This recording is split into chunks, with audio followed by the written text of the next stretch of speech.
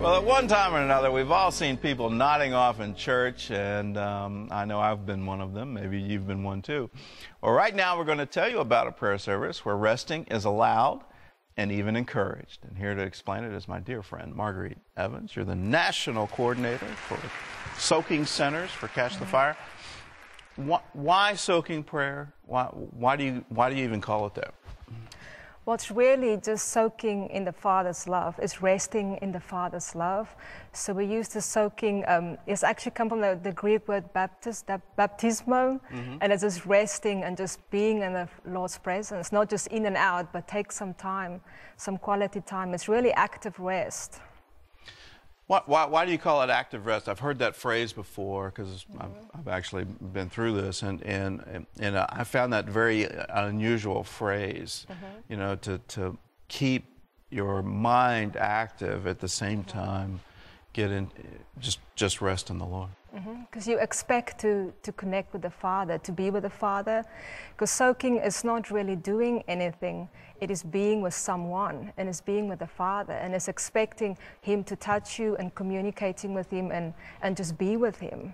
Because we're so good in doing things for the Lord and, you know, all that, but we need to just take time to be with Him. We're really good at being Marthas and not so good at being Marys, and I know for me, the first time I went through it was in Jakarta, Indonesia, and it was just incredible. The Lord actually gave me that verse before we started this whole week process of getting into it, and it was also amazing to try to go through this in the middle of jet lag.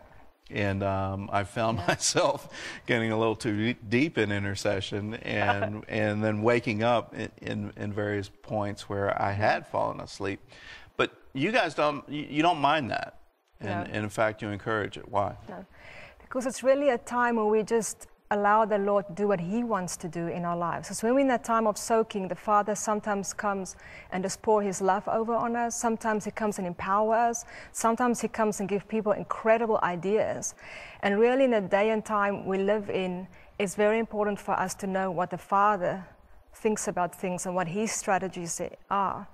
So when we spend time with Him, we really hear His heart, and we really just get filled with His presence. And what happens to people in these soaking times? Do you have any stories of change or revelation?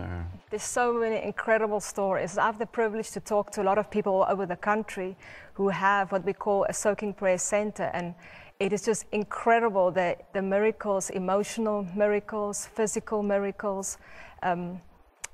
Just with me the other day, I was lying during the day, all my muscles were aching, I had this fever. I really thought I'm getting a massive cold.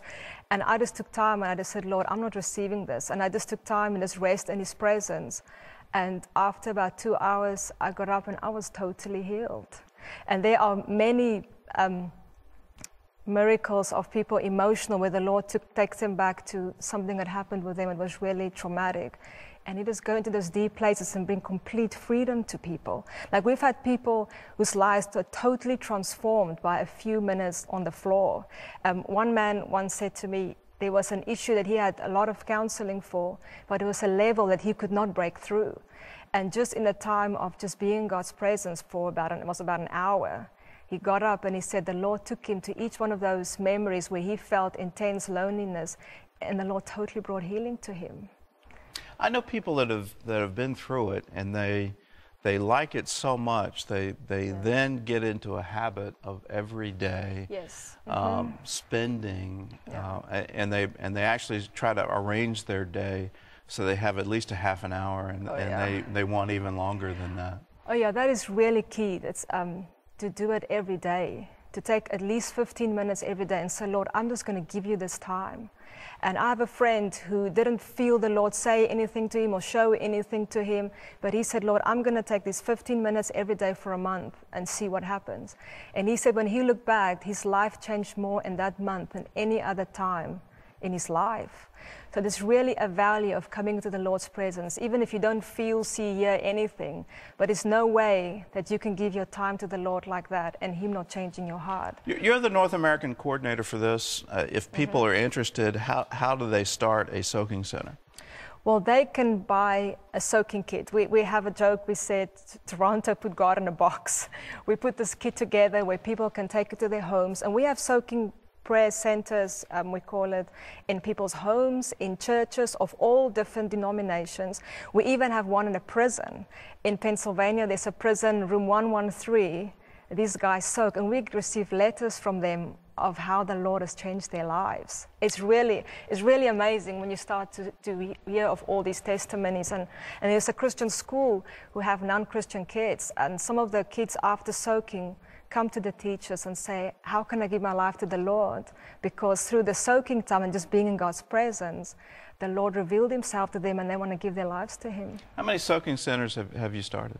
Well, in America, that's officially registered, it's about 500, but I know there's a lot more that is not registered yet. And being registered really just means being part of our network. So we tell them what we're doing in the area, and we have a national team. So we want every soaking prayer center to be connected with somebody. So if they have a question or they have a testimony, there's somebody in the area that they can contact. So we have a big network that we've developed. Okay, if you want to know more information about this, just log on to cbn.com. We're going to have there, you can get one of these soaking kits. We also have links into Catch the Fire Ministries and Toronto Airport Christian Fellowship. If you want to start a soaking center in relation to your church, it was a great revelation to me. And my week in this in Jakarta, Indonesia was a life changer for me, and that happened last year, and it was just, it's absolutely incredible what can happen. So if you're interested, log on to cbn.com. Terry, over to you.